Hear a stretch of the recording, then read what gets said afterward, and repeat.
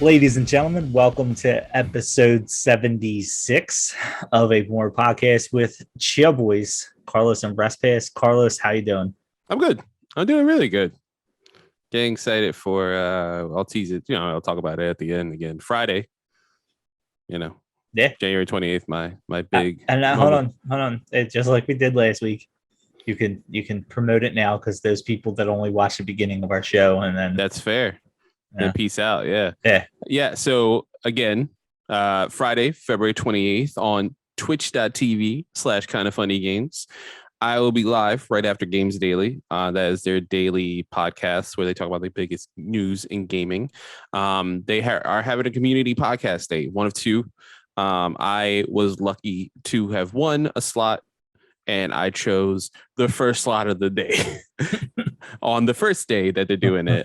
Greg, the CEO, and just awesome trending game in 2014, all this other stuff. It was like his initiative a year ago. His wife got pregnant. She was pretty not sickly, but like she had like a rough pregnancy. So he kept putting it off until now the baby's born, and he doesn't want to do weekends because that's precious time. I understand that as a father too. And you as well. I'm like, that's why we don't do weekends. We do the week. Yeah. So he's doing one day in January on the 20th, and I think the 28th of February. They coincide. It's like the same Friday or whatever. And yeah, basically he's doing like 5 hours. So 10 of us got picked. There is already a wrestling podcast on there. So shout out to Asa. You won that one. I will mention ECW though on my show, Asa. I will.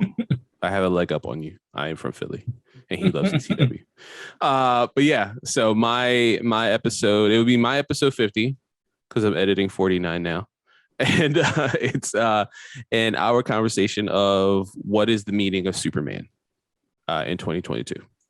So yeah, hope you guys can check in live. If not, it will be posted on my YouTube, which I'm 19 people away from 100 subs. And so sub doesn't cost you anything. You can turn off notifications. I'm not gonna. Well, if you want to ring the bell, trust me. And then audio as well. I'll post that. I will also have a new theme song. I will be debuting with that episode 50, created by my awesome cousin Brandon, who would do the visuals, and that's my new logo as well. And my cousin Gio, who did the music. So there may be a Nerd a Day music video coming up on my podcast feed and everything soon.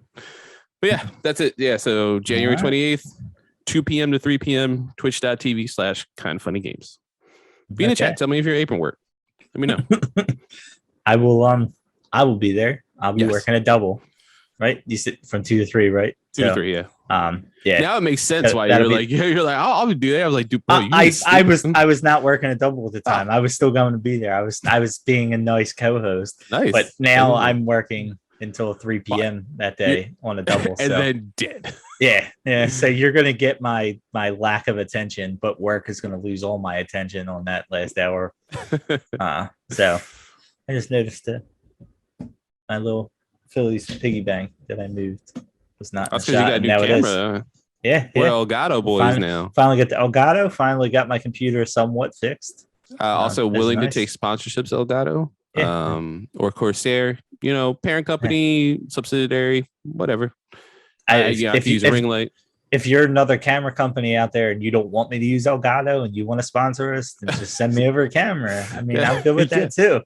Yeah, as well. We don't have to be Elgato. I mean, no. We bought these. Somebody else. We actually paid hard earned money. So So all right. Well, other than watching you, I feel like I'm doing an interview and I'm trying to sign off now. No, not that short. We're not doing that short anymore. What else do you want them to follow you on? So we decided to roll with the news that Ring of Honor, who we still are not completely sure what they're doing, decided not much. To, they had some announcements this week, but I was sorry, I just turned off my fire stick. If you're video watchers, but we're still they're still up in the air on exactly what they are going to be in the future. But they did. What is this 2.0? Yeah. But they did announce a Ring of Honor Hall of Fame, and I suggested to you, because I feel like the last couple of years that Apron Work was alive, we focused on the Royal Rumble. And Royal Rumble's coming up, and no knock on WWE, but I feel like you can only talk about the Royal Rumble and who you want to win and who this so many times. And that's kind of a little foreshadowing that we're going to have a little small Royal Rumbles prediction show, but we're not going to do an hour-long thing. No, we're doing a quick, quick show. You'll see our predictions. We'll run them down. So here we are going to, and I connected it a little bit to the Baseball Hall of Fame that just had their David Ortiz from the Boston Red Sox was just announced as beautiful video. The only person making it in this year, and Barry Bonds and Roger Clemens were on their last year of eligibility and did not make it in. So, I wanted to kind of not necessarily focus on Ring of Honor. We'll make our predictions of who we think is going to be in there, but like, I do want to shit on WWE. I have to do it every episode, so I want to talk about their thing. But like, if there is a centralized pro wrestling Hall of Fame and stuff like that, so we'll kind of get in the nuts and bolts of this. But I guess, to be fair as well, we're on the heels of the Indie Hall of Fame. That's that's true. As well. That's true. So to start this all off, I guess the best way to go about it is to go with, who are your predictions? I already know. I already seen them on Instagram. And the funny thing is, I brought this topic up to you before seeing it. So it's not even like I seen your story on Instagram. I assumed, I was like, oh, what are we going to talk about? You're like, how about this? I'm like, oh yeah, I did post that. Yeah, I think I was just, I don't remember where I was, and I just seen that they announced the Hall of Fame. I'm like, okay, well, that's a good thing. To piggyback off that, just to get the brass tacks so you guys know what we're talking about specifically. ROH again announced that today, like you said earlier, but they are doing so. Like it says here on their website, rohwrestling.com. The first inductee in the inaugural ROH Hall of Fame class will be revealed this Monday. Subsequent inductees will be announced on February 7th, 14th, and the 21st. My birthday, FY, and Walton's birthday. I forgot we were born on the same day at the same year, and like actually half an hour apart, I think. Because I used to make fun of him. I'm the better one, born that day. And that was a horrible Seth Rogen laugh. And then each episode of Ring of Honor Wrestling in February will be devoted to a Hall of Fame inductee, and there will be weekly YouTube specials on the inductees as well. I totally forgot they were doing weekly shows. I didn't even think of that. I guess I don't know if that's still current. I watched Final Battle. I mean, that's an awesome pay-per-view, but other than that, I'm not sure. No. But so Monday we'll get our first one. And like this says, so we'll get, it looks like 4 in total. So earlier when I made my predictions on Instagram, which you can follow me on Instagram.com/nerdaday, all one word. Just plugging the shit out of myself now. Well, I mean, I'm telling all the people out there now, if you're listening to this on Apron Work and you're not already following us and subscribe to us, and then you're jumping over to Carlos's stuff, you can hit ours first and then go there. Just throwing that out there. Yeah, you're already on our YouTube. It's in my description. Yeah, if you click the link tree in my description, it easily takes you to our YouTube and everything. I need to make a link tree for us. That's my next. I was surprised it's there. I didn't know it was free. It's there. I have a link tree. It's got our logo. It just has no links on it. That's right. So we have 4. I read it as 3. I don't know why I skipped past like Monday's the first one. So right. Yeah, man, I online, and I want to clarify the last one. So I put CM Punk, Samoa Joe, and I think this is the first time we'll see Samoa Joe. Is it 90 days or he is? Oh, he has an NXT contract, right? So that we could have seen him now. He has 30 days. If it's a NXT contract. Yeah. So I picked CM Punk, Samoa Joe, and I initially said Delirious, which it still could be if it's 4. And I only mentioned Delirious because of his impact in current ROH, of how important he's been. We had Mecca Brian Johnson, who may or may not off air, be a nice person. Who knows? No, he's not. He's an awful person. He's a prick. Don't let Carlos sway you and make you think good things about him. That's why I don't wear the North hoodie anymore, because of him. He bullied me out of it. The only time someone from Father Jen or whatever, where he's from. Is it Oh, you know what? It is Judge. I kept saying Archbishop Ryan, but it is Judge, isn't Judge, yeah, he's a judge. Yeah. Yeah. Haha, now you're better because of us. Anyway, so I said delivers because multiple ROH wrestlers. I've actually seen him in the ring. He is kind of like the modern person in ROH, run the dojo. There's a beautiful final match in the final TV episode of ROH last year where Cheeseburger. I know this. If you don't know ROH, you're like, what the fuck are you guys talking about? So Cheeseburger is his awesome wrestler. He finally defeated his sensei, Delirious.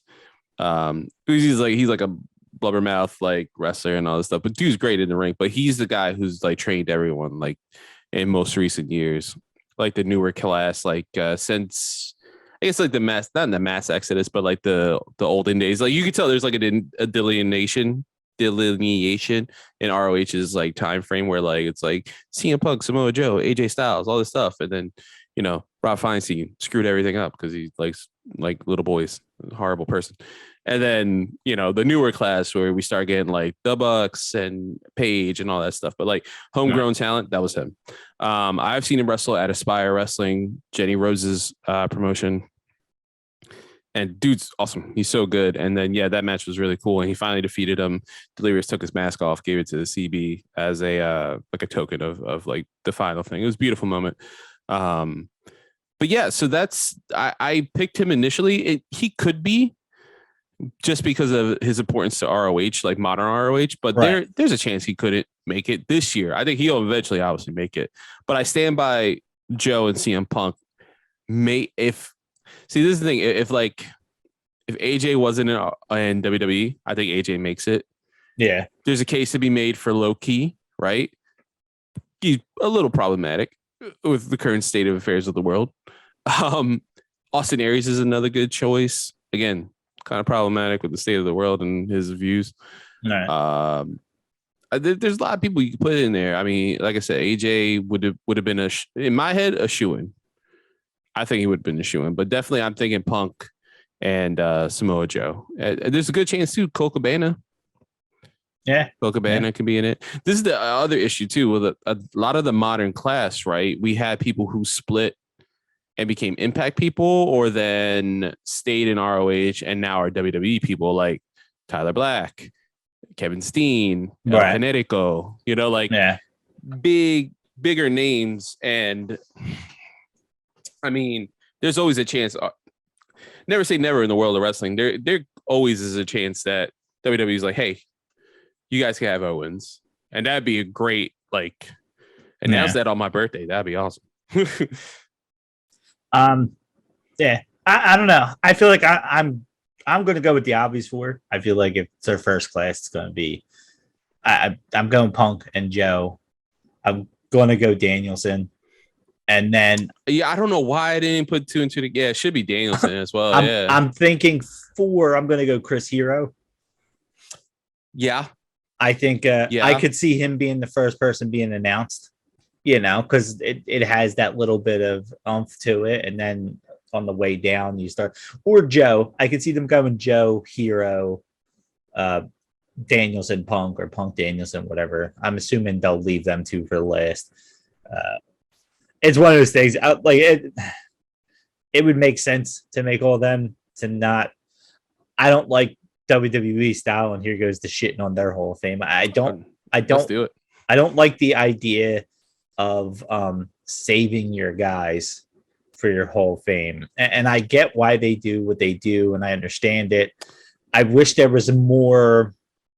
Are you specifically speaking of WWE would Batista, never put Batista's not in yet because they want crowds, or the Rock's not in it yet. Yeah, that's a good point. Because they want location and they want to only focus on one person, and that they want one star per. That's why I think when NWO got in, it was NWO. It wasn't. There was no other star. I always wish they did I agree with you on that. Sorry, not to cut you off. But I wish they did a main three, right? Yeah, like a main three wrestlers, and let's focus on those three. We get the same style. I wish they were just open about it, and I guess that's what like I was wanting them to say we're inducting one male singles wrestler into the Hall of Fame. Mm-hmm. We're inducting one tag team. We're inducting one female singles wrestler in the Hall of Fame. Okay. We're inducting one manager. We're inducting one celebrity, and then maybe like we're doing like one or two. Don't want to call them secondary Hall of Fames, but like have a name for it for where you get those. What they do people like who are important to the business and are tangentially with like WWE. It just any of these guys, like when you get like Coco Beware and stuff like that in it, all these secondary guys, but call them something else, you know, like I don't know what you can call them without making it sound bad, but like call them something else, but let everybody know, hey, there's going to be one male wrestler by themselves. There's going to be one, because that's what they do that anyway. There's always one like tag team. There's always one female. There's always one celebrity. There always seems to be one manager. Like they have that basically based out anyway. But like to call them all Hall of Famers, like there's a difference between Ric Flair being a Hall of Famer and Coco Beware being a Hall of Famer. There just is. They're not in the same level. You don't need to make it like sports, because honestly, we've seen this year with baseball, and one of the biggest problems is Barry Bonds was bigger than baseball, and he's not in the Hall of Fame. And I don't care if he admitted to cheating, if he got caught cheating, whatever, the case is still made that he was bigger than baseball. And those things, like a lot of the things stand, it's still there in history. So I mean, Pete Rose is still he's still not in, right? Yeah, he's not in, right? Because I think I read somewhere they said that the home run king, the man with the most Cy Young awards, Roger Clemens, and the hit king, Pete Rose, all are not in their Hall of Fame. And I get there's other reasons. I mean, Curt Schilling's not in there purely because of his political views and because he can't shut up on Twitter. Like, yeah, also he owes his state of Boston like a shitload of money because of the fucking Kingdoms of Alomar. But like, thanks for fucking up that game series. But is he not a Hall of Fame pitcher? Oh, that's fair.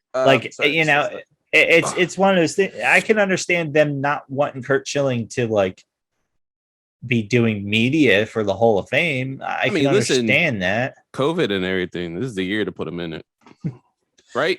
But don't have anybody but press. But there's just people taking photos. They're so mightier than now. But I know for a fact that MLB did not give any of that money back when Mark McGwire and Sosa was making them so much money on those home run things. But they won't put either one of them in the Hall of Fame. Yeah. But they're not no. Like it just, it's ridiculous to me. So that's where like you said, like, you know, Aries having issues and stuff like that. It's like, if you feel like he's a Hall of Famer, put him in. As the same thing, I don't see WWE taking Hogan out when they were trying to like be away from him. He straight up said wasn't the N-word. He wasn't a former Hall of Famer. They could have like pulled him. Yeah, and I think it's one of those things that they just didn't talk about him. I don't care who the person was. The Hall of Fame is not about being a good person, and if it is, then maybe you shouldn't have a Hall of Fame. I don't know. Like, I get it when teams do their own. Like there's like football teams, they do the Wall of Fames and why they won't associate with certain players who do nothing but trash their franchise. I get that. But like the Pro Football Hall of Fame shouldn't be like, this guy, you know, talked bad on how the NFL treated his life. I don't care that he's Tom Brady. We're not putting him in. Here's speaking of NFL, like what how do you think they'll ever approach sorry, I drew a blank for 2 seconds, but how do you think they'll approach Dominic McNabb? What, Hall of Fame wise? Yeah. He won't make it. I don't think he'll make it. Because of the harassment? No, I don't think. Okay. I think numbers wise, I don't think he played in a very prime time for quarterbacks. Yeah. And I don't think he hit a Hall of Fame level, but football is like one of the easiest ones to get into. Mm-hmm. That's another thing I have a problem with this Hall of Fame. So I feel like basketball might have the best one. They have the Pro Basketball Hall of Fame where they have like if a guy made like a European impact. Like they almost seem like they have categories, but they're all considered Hall of Famers. You got college coaches, you got NBA coaches. They're all kind of, but I feel like there has to be criteria when it comes to a baseball. You can have 12 guys make it or one guy make it. And I think 12 is an exaggeration. I think they max out at 10, but like you have to hit certain percentages on the voters.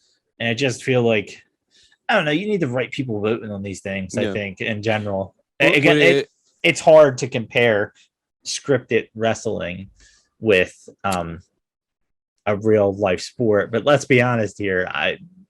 Are you watching baseball because you know a guy's taking steroids? Are you watching football?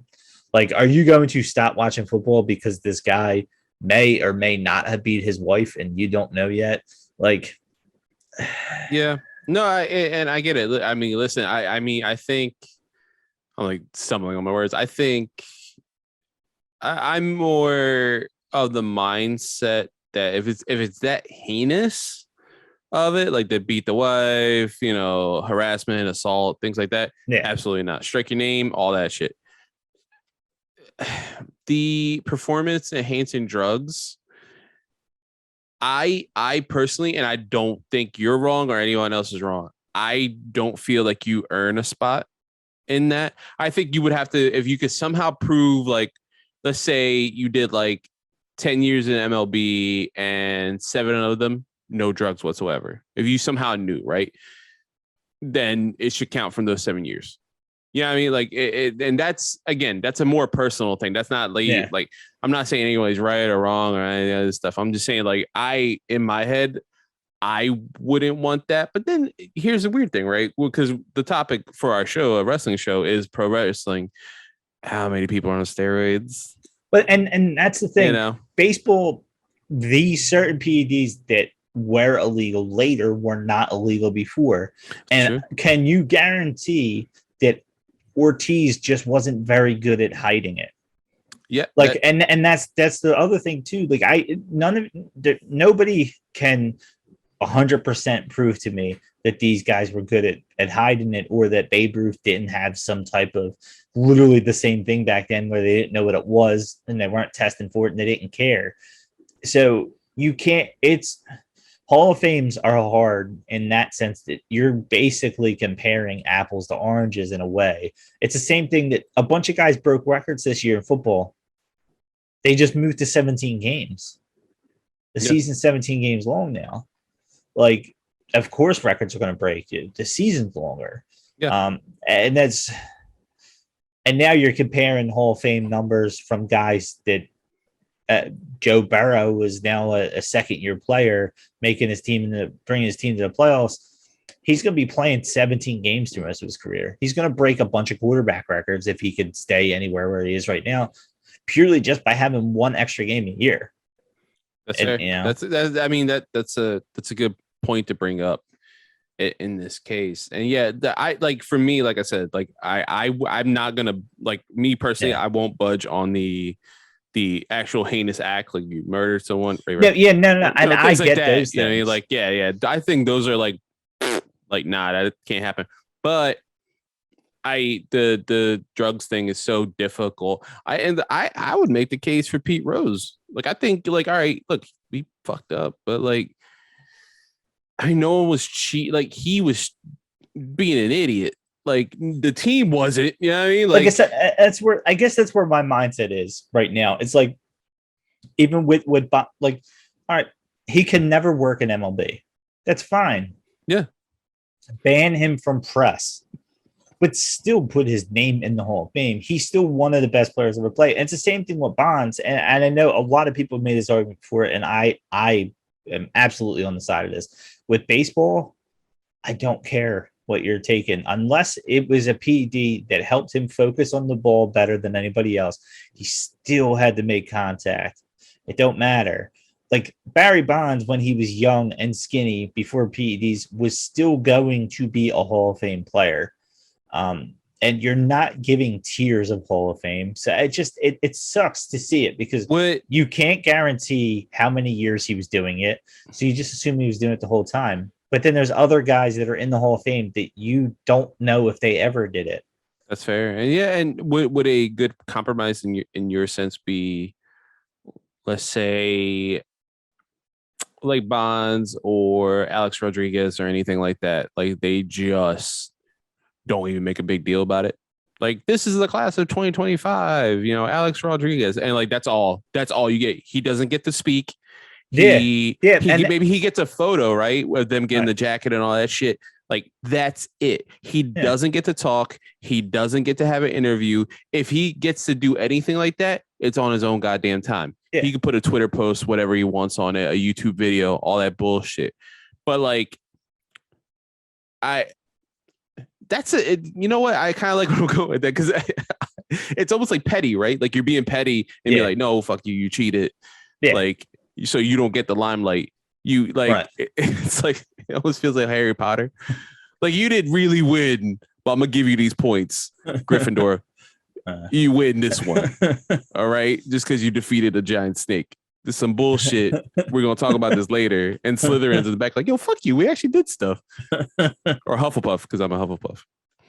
But that's what I mean. I do like no that, press, just like they mention his name because they have to at that event. But the only people who get the spotlight on that event, no matter if they're bigger or smaller than Alex Rodriguez or Barry Bonds or anything like that, is someone that at least we don't know. There's plausible deniability that this person took PEDs or anything like that. Like you or a manager, like what I mean, like you admitted it, you were suspended for it, whatever, and But again, I guess that's another thing too. Some Anakin Skywalker shit. These guys we grant you the title, but not the power.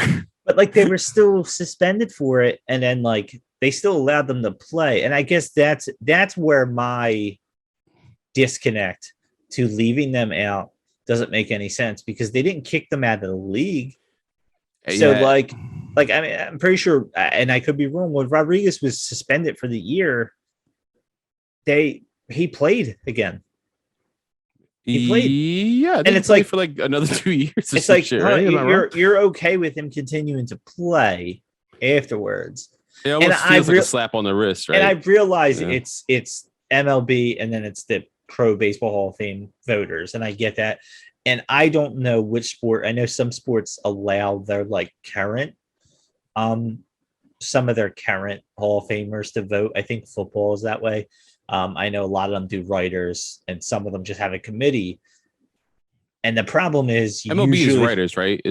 I think so. I think so. And I think it's a lot of older writers, and I think it's a lot of them who are like, we need to preserve the place of the natural hitters and stuff like that. And I think that's where it comes into. Mm-hmm. And if you had a lot of newer style people that was like, wait, baseball is Barry Bonds. Baseball, like when I was a kid, I loved watching Mark McGwire and Sammy Sosa. If you didn't realize that Mark McGwire went from a toothpick to being a guy with a tree trunk for arms, wasn't at least taking some type of supplements that was probably illegal, then you're completely lying to us that you did not think he was on performance enhancing drugs, because he was clearly. I went to a Phillies game at the Vet, at the old Vet. If you're from Philly, if you're somehow listening and not from Philadelphia, the Vet was one of the best stadiums ever.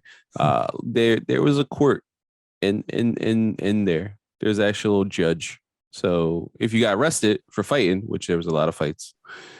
And, we did pelt Santa Claus with batteries and snowballs. But it's whatever. Maybe he deserved it. Who comes in my house in the middle of the night? Yo, who are you, bro? Living in the past. Not in North Philly. You get shot. That's for a fact. That's on God. But no, like they had a wrestling court in it. Not wrestling court. Where is a wrestling show? Jesus Christ. They had a courtroom that you would just get straight up like, all right, you get like 2 weeks in jail, go. And they would just take you to jail.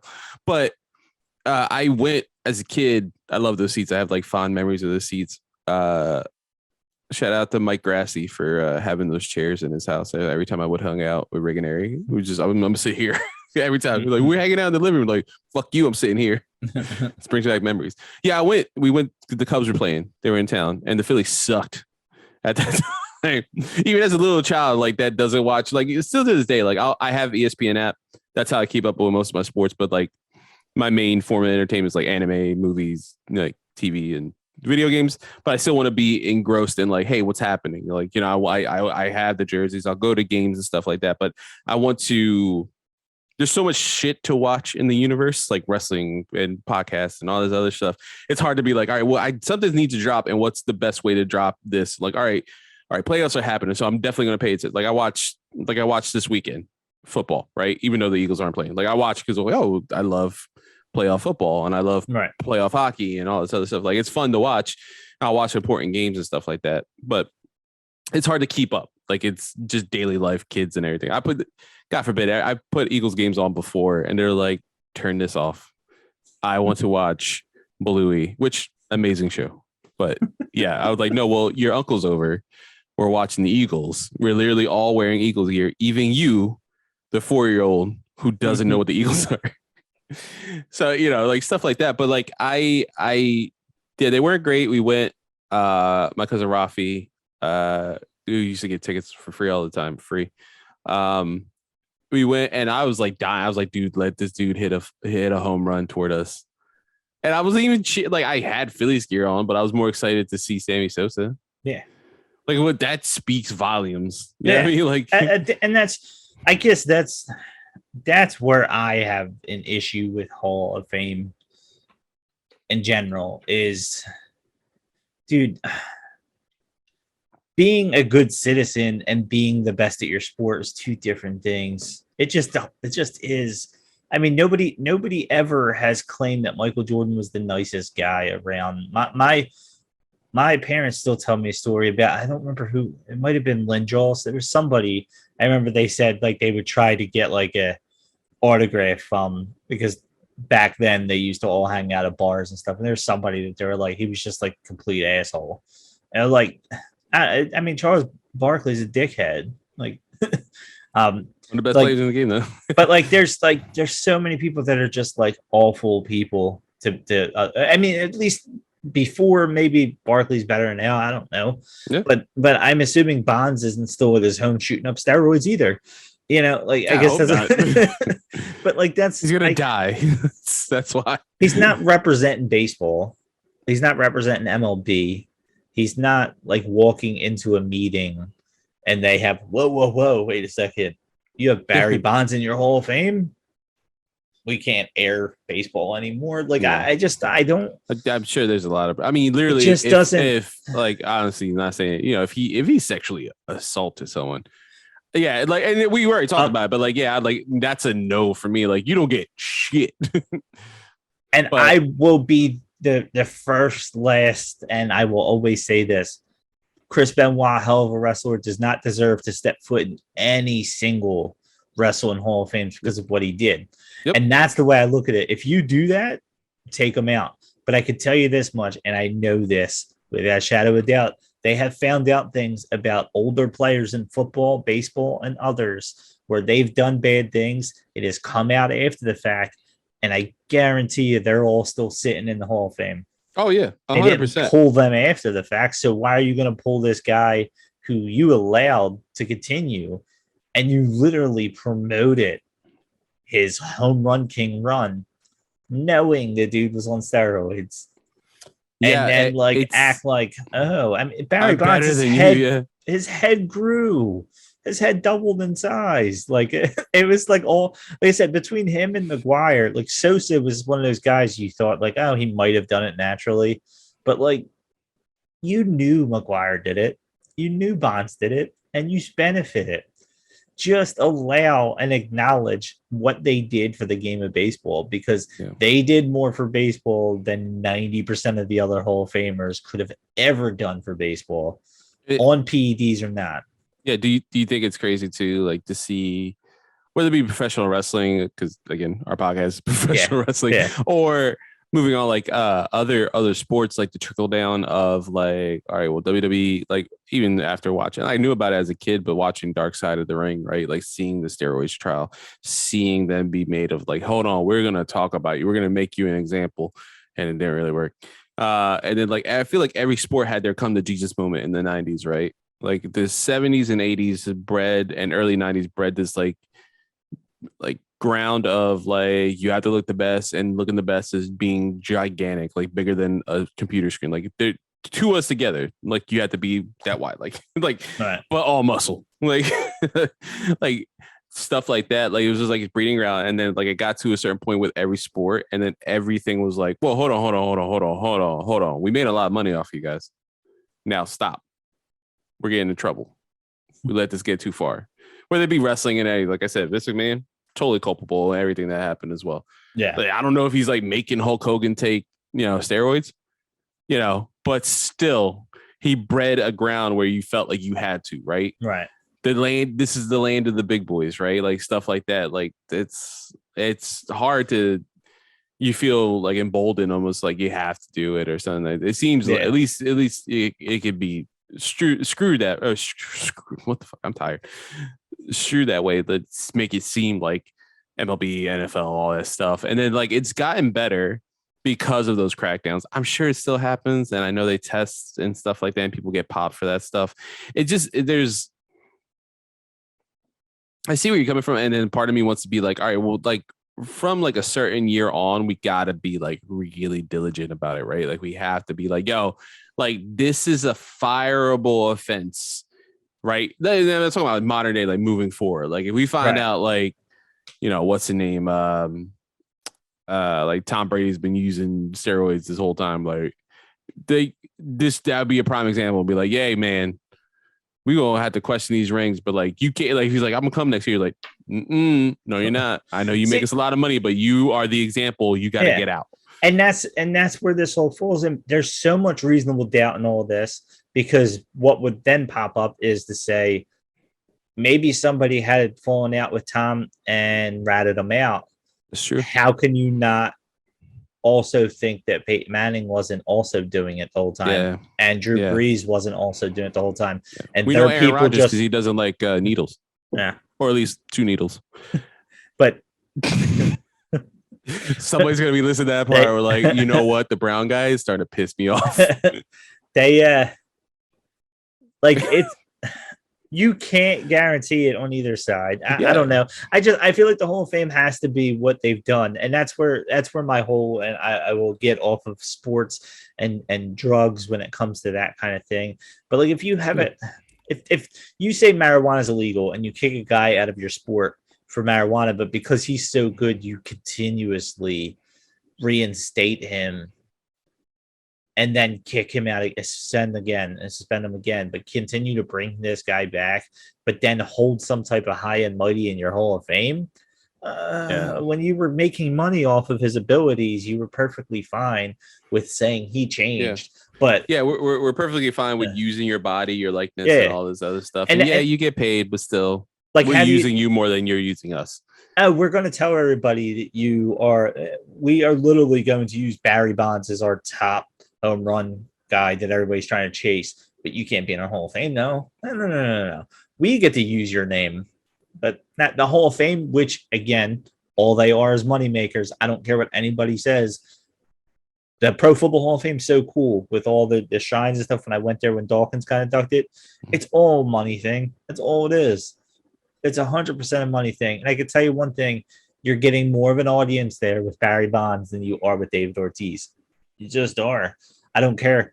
Like, so the only reason you're doing the Hall of Fame is for money reasons. But then you're holding like he's not a good person for our thing. I don't know. I don't get it. I don't get it in that sense that when that guy transcends your sport, I don't care what he did, because you allowed him to transcend your sport, knowing what he did, because we all knew Barry Bonds was on steroids. We all knew it. Tell me there's constant jokes about it. Like there was literally late night TV before, like it was like he was about to break the record. Like I feel like a year or two before. Like I feel like Jay Leno and Letterman and stuff were making jokes. Like it was like a wink and a nod. Like hey, there's that South Park episode where they basically copied what was it called, The Ringer with Johnny Knoxville, where Cartman, it's the handicap Olympics. Yes, and he was like, and he says he's going to join, but then he's like in last place. And who is it? Jimmy Valmer is doing steroids. yeah. And to come present the award to him was Mark McGuire, Sammy Sosa, and Barry Bonds. I think it was just the three of them. It might have been a fourth person. And that's, I mean, but like, it's like everyone knew he was still playing. But they're showing their faces, and Jimmy Valmer's like, just say cheater, you cheated the game, and they're showing him stuff like that. But it's like, we all knew it, and we all watched. And I paid more attention to baseball during the Mark McGuire Sosa thing than any other time, including when the Phillies were going to the World Series. Why? Because I constantly want to see it. When Bonds was about to hit the single season record, I watched more SportsCenter than ever because I was trying to see if he hit another one today. Yeah, and that's a good point to bring up, man. Like I would, in my head, if I was in control of these like governing bodies, right, for Hall of Fame stuff, I'd put like a straight up memo to like every league, right? And be like, hey, straight up, moving forward in the year 2023, if any of these offenses happen, we're talking like rookies, anything, like if you do this good, but you have any kind of like this, and that, like, bro, you are done straight up. Like, that's it. Like, and as divisive and as like maybe bad that would be for a lot of stuff, if the rules are set in place, if there's like a straight up like this is, you have to do this. If you do any of these little things, you're straight up not going in. So be on your fucking best behavior for your tenure in this company and like your career. Don't fuck this up for yourself because you can have a career afterwards. You be that Hall of Famer if you hit these goals and stay within this line. Man. I think there's a respect thing that will come out from that. There would be, I'm telling you, like, there would be a lot of problems with that. And it's highly problematic, even what I'm saying, right? But I think if you have goals, I think to a certain degree, so many people will be like, well, listen, does it suck? Yes.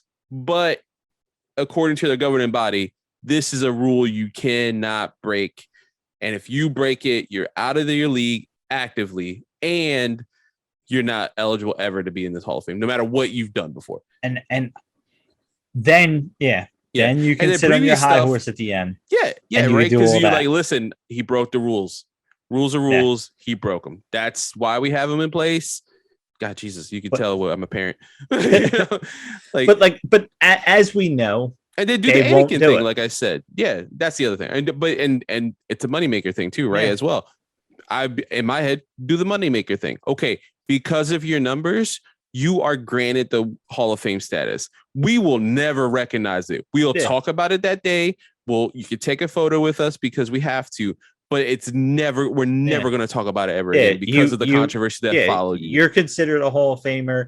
We title not, alone, like we it's are just Anakin. You're a Jedi Knight in title alone. You do not hold any rank. We are not inviting you to the ceremony because we only want to celebrate those that we view in high character, and we don't view what you did in high character, but we still acknowledge your records and what you've done for the sport. Like the brass tacks, the stats, like just straight up, we acknowledge this, but. And that's why I said. That's why I said that's the thing. Basketball does. I'm pretty sure they have like a European, not like I guess European or international, where like if it was a guy like Yao Ming didn't play in the NBA that long, and he basically got in because of his impact internationally. Because again, Yao Ming was bigger than basketball. It didn't matter how long he played. Mm-hmm. People know Yao Ming more than 90% of NBA players ever. And he brought a lot of viewers over to China. Now basketball is huge in China. Like there's just like a lot that can be said about Hall of Fames, and numbers change because sports change. So if you're going off it, you must have to go off impact. And that's where I'll transition here to wrestling a little bit now that we got so far. Yeah. And the whole idea was to kind of base it off of sports. That's where, I guess in my mind, and WWE would have to be the one to have a full wrestling Hall of Fame because it's the only one that has that attention. And they would have to agree on, guys coming in and out and stuff. I wish they should let people in that like straight up sorry to cut you up, but like they should let people in from other companies that are like active other companies. And yeah, that's where I guess that's where I would love to see a Hall of Fame, and that's where I kind of wanted to go with like if I were to build a pro wrestling Hall of Fame today, and that's kind of a game we'll play here, I guess, to kind of end out this episode a little bit. If you were to build a pro wrestling Hall of Fame today, right? And I will give you a quick criteria over it. We'll go with singles male wrestler, singles female wrestler, tag team. We'll go manager. We will go celebrity. We will go wrestler who is not. See, it's hard. Like, I don't want to say who's never won a major world championship, but who was not. See, that's just hard. That is really hard.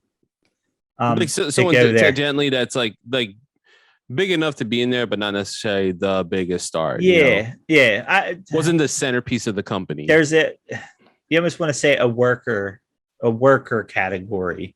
Where I'll go with that. It doesn't matter how many championships you want. We'll go with worker category, and then we'll go with. No, I think that's good enough. So, off the top of your head, because this is great that I'm just coming up with this right now and trying to force both of us to think. We'll do it live. And I'm gonna give myself some time to think here, but I guess we'll run down the list. So, if you had to pick right now, and we're talking back to the end of time, but I would say let's focus a little bit on guys we've seen. If you can right now, and I'd like to go with guys that are retired. Okay. Or at the tail end of their career. Like if you want to go with John Cena as your headliner, you can. But like we'll start. I'll start with the back up and we'll go with celebrity. So if you all of wrestling, and it doesn't matter where, we'll go celebrity. Because I want to kind of go with impact in wrestling in your life. How about that? That's almost a better way in your life. We'll make it interesting. Celebrity. Damn, this is a good one. I'm trying to think because like part of me wants to do like almost like Alter Bridge, like the band themselves, just because of their impact in Edge's music and just like how like synonymous they are with them. Right. I'm trying to think like celebrities. You know what? So we're talking WWE specifically, right? No. You're wrestling. You're in your life of watching wrestling. And it could be with anything. Yeah, I don't want to stick WWE specific. I want to go with this is Carlos's life's. Carlos is watching. Yeah, Carlos is wrestling watching life Hall of Fame. We'll go with. Okay, you know what? Controversial choice, and I think if it wasn't for his work in the past couple years to redeem himself, would not have ever put him in it. But David Arquette. Okay. Now, if you don't know what he's done recently and you love wrestling and hated the fact that he was WCW champion, as I did at the time, I still do hate that decision. That decision wasn't him, right? He had no choice in that. They gave him the belt. He literally said no, and they still did it, right? That's Vince Russo in a fucking nutshell right there, bro. But I would put Arquette because he legit fan growing up, like did what he had to do with that. And that's a horrible position, but that's like if I'm in WCW, Vince Russo was like, yo, Carlos, you're going to win WCW champion. I'm like, motherfucker, no. My fat ass better win the cruiserweight title before I win that, or the hardcore title. Like, there's no way in hell I should win that title. That I myself no prestige. That's a prestigious title. Whether what you've done to it in the past year or whatever. That's what it has, the history. But him being a fan, he wanted to make good with it, right? So he does the indie circuit and redeems himself. That alone, I would put him in because he actually gave a shit about wrestling fans. He is a wrestling fan himself, and he's like, you know what? Fuck this. I did them wrong, whether I had a choice in there or not. they deserve a good payback. And I think he's earned a spot in wrestling. Now, mind you, he's done after wrestling Nick Cage and almost Nick Gage, not Nick Cage, and almost dying. Yeah, that's fair. I'd be done as well. They have heat. I wouldn't have heat. I'd apologize to Nick Gage for being an idiot. But that's neither here nor there. But yeah, no, I would put David Arquette as a celebrity. Okay. And that's someone who's not even in any. That's what I'm trying to think of, people who are not in it. As well as like a personal thing. Well, that's what I mean. Who knows? I mean, next year I might be saying, "Hey, Carlos, he's the second edition of your." So you have to come up with a second celebrity next year. So he made your initial class of Hall of Fame. Initial class. Mine, I'm going a different route here, and I'm going with my first instinct when I think celebrity. No, I'm going Lawrence Taylor. It is one of my earliest matches I remember with a celebrity in it that stood out. Him against Bam Bam Bigelow was a huge deal when it happened. I loved it as a kid, and I look back on it, was not a horrible match. Yeah, I mean, I'm such an NBA fan that like I want to go Dennis Rodman because he did a lot of stuff with NWO, and I'm trying to go the route of somebody who wrestled that, like you went with Arquette. And I'm not saying Arquette doesn't deserve a spot in it, but I would go with my own personal initial. I got to go with my earliest memories because I want to go way back here. And Lawrence Taylor was one that stood out. That was like a huge deal when he was wrestling, because that was before all these other guys kind of came in. That was like on a pretty big stage. I mean, WrestleMania is a big stage, but now to mention, I am paying attention. Oh wow. That was in Philly. That's crazy. I'm looking at the former Hall of Fame classes because I just want to see who's the first celebrity as we're just bullshitting around. Right. Wow. It took like 4 years to have Vincent J. McMahon. Bro, that's your dad. You know what? Be a dick and put your dad in the first class. God damn it. Did you guys not have a good relationship? Holy shit. It was 1996. 1996. That's horrible. That's horrible. Be a good person. No, I'm looking. Okay. Well, I can't see who the first celebrity is. Pete Rose. Okay. Yeah. That's funny. Yeah. He would have. I'm sure that had a lot to do with the fact that they wouldn't put in, like, that's a mindset. Like, well, he's our Hall of Famer. Yeah, we'll give it to you. Yeah. So, all right. So I will move on quickly here so we don't drag this out too long because there's a lot of categories. Who would be your, I want to call it worker, technician, whatever you want to call it, guy who was not necessarily that top guy most of his career, but who stood out as a technical wrestler? Malinka. It was the first name that popped in my head. I was like, "Ooh, that's a good one." I'm like, "Wait, don't second guess it. That's the one." Yeah, Malinka. You had to pick one of my favorite wrestlers of all time. Oh, for real? Nice. Yeah. Hey. Not a bad idea. I'm just saying, you still have a chance. So yeah, explain your choice. I was thinking like underappreciated, right? Right.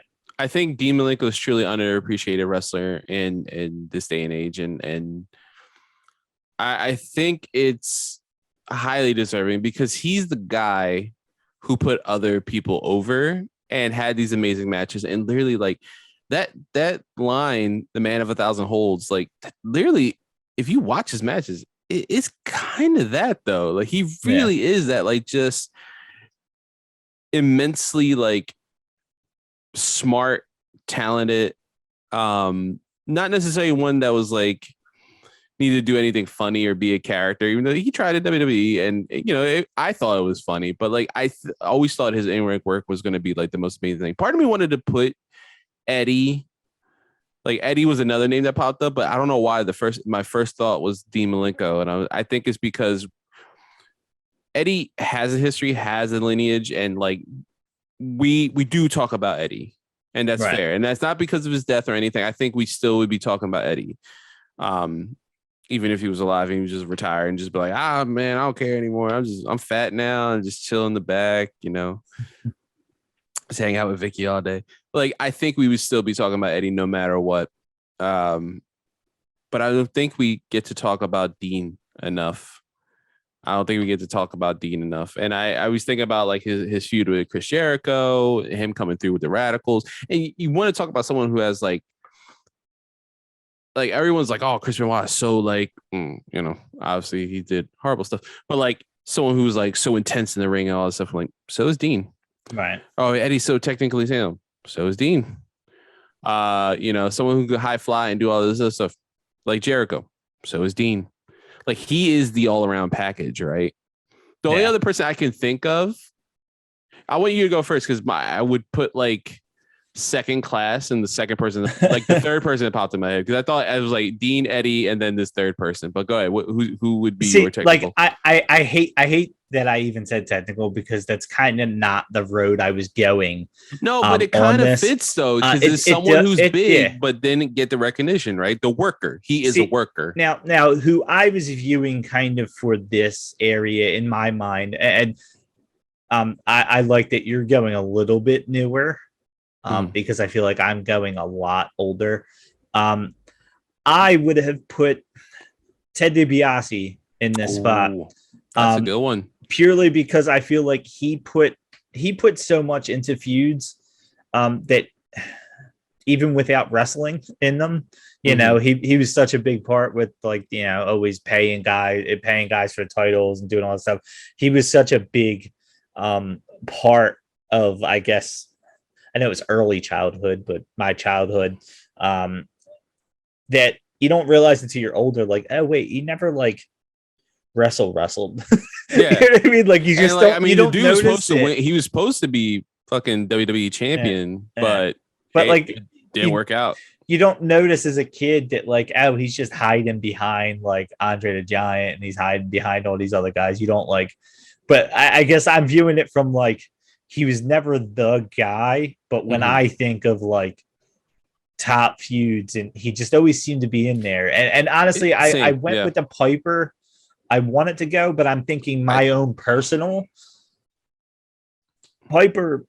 I appreciate it more when I was older for that reason. When I was younger, I viewed DiBiase as like he's the one that brought the Undertaker. He was the one that was associated with the Undertaker when he came in. He always seemed to have a Stone Cold, yeah. Like, I was thinking. Like he weirdly, I know he wasn't technically training then, but he weirdly brought along a lot of future stars that we ended up seeing. So his presence alone, and then it's not even just character. He's one of the few, like one of the many people. I don't want to say few because I think there's a lot of them, but one of the many who had the character, the charisma, and then also had the in-ring skill. Like that's right. If you want to go by the basis of technical alone and worker, it's him, dude. He put the work in. Like his matches are good. That's what I said. I think I said technician, and I was like, I don't want to go down that route because I didn't want. Like I was more thinking like, you can enjoy his body of work, but you're not going to put him up there with Flair and Hogan and stuff like that. He's just not in that conversation. But he helped put those kind of guys over. Yeah. So my other pick, and it will be the second year when we do this next year, he'll be inducted. William Regal. Okay. Because that's a person that got, here's a shitty gimmick in WCW. I'm gonna make it work.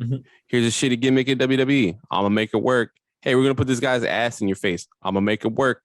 Fought his demons, did all this stuff, and legitimately is probably the toughest son of a bitch ever to step in the foot of wrestling. And then just technically sound, just ridiculously sound wrestling. Like just it's always funny to me when they always talk about Danielson being trained by Shawn Michaels, right? We're talking about druggy Shawn Michaels who's trying to make a quick buck. And all right, he taught him stuff. And that's not to discredit him or, obviously he's apparently a good person now, again, my favorite wrestler probably of all time. But if you ask Danielson, he always says Regal. Right. And like he learned from Regal, like being in WWE and all that stuff and coming up from the indies and stuff. Like that's very telling when you like the person that they always like, everyone's like, oh, you got trained by Shawn Michaels. He's like Regal. Like, oh shit. And then you see his body of work and you're like, well, if it comes from Regal and you see Regal's body of work, you're like, damn, like that's somebody wasn't like at the time I would never thought about, and it wasn't until he was done wrestling, and then you look back, you're like, man, I'm an idiot. I did not see this right. I did not see what you were giving us, and I'm sorry. So that's the second class. That would be okay. Until we do a second class, you're like, no. Remember, I said Regal. I actually meant. Yeah. So I actually did not name this in there, but I'm going to squeeze this in there. Announcer. Ooh, announcer. And it can be at the desk or ringside interviews, whatever. Joey Styles. Yeah. Okay. I'm not even cheap pop Philly thing. Like I love ECW so much, and I think if I wasn't in Philly and living in Philly, I'd still love ECW growing up. It was just so alternative, and as a kid that had to be very straight laced growing up. I mean, I still am. I'm doing a podcast about fucking Superman on Friday. The big blue Boy Scout, ECW was like an outlet for like raunchy and extreme and all this stuff. But I mean, literally, the dude's sound in the ring. I felt like he was one of the few people that could do it by himself. Basically do like the pure wrestling style of it and just like talk about like what moves are happening and what's going on and give you the nitty gritty of what's going on storyline wise, and also be the outlandish color commentator. Like how iconic is, oh my God, like that specifically you think of Joey Styles. And then when he's paired with other people, it works. It is nice when he's paired with a Paul Heyman or Taz or Joel Gertner, whatever. Like it works, but like his ability to be that good, it by himself is so impressive. So yeah, it'd be Joey Styles. All right, I love the fact that you're going newer and I'm going older on a lot of my stuff. I'm absolutely going Bobby Heenan. I mean, it was between them, and it's funny because a lot of stuff you said about Styles, I'm like correlating to him. Where like I don't know that I've ever heard a bad announced team with Bobby Heenan on it. Nope. I feel like he was always good. A lot of my favorite WCW moments, I hear Bobby Heenan's voice. I don't hear Eric Bischoff. I don't hear Shivani. I don't hear Larry Zbyszko. I don't hear Mike Tenay. I don't hear whoever the other guy was, who ended up with a podcast too. Pritchard? No. I know he's Mark Madden. Oh, Mark Madden. Yeah. I don't hear any of them. I hear Bobby Heenan. I mean, think about the barbershop incident with Sean, right? Oh, I knew he'd do that. Like how great and smart in that, how quick-witted he was. He was it's like a spur of the moment thing, and he just like, oh, I knew he'd do that.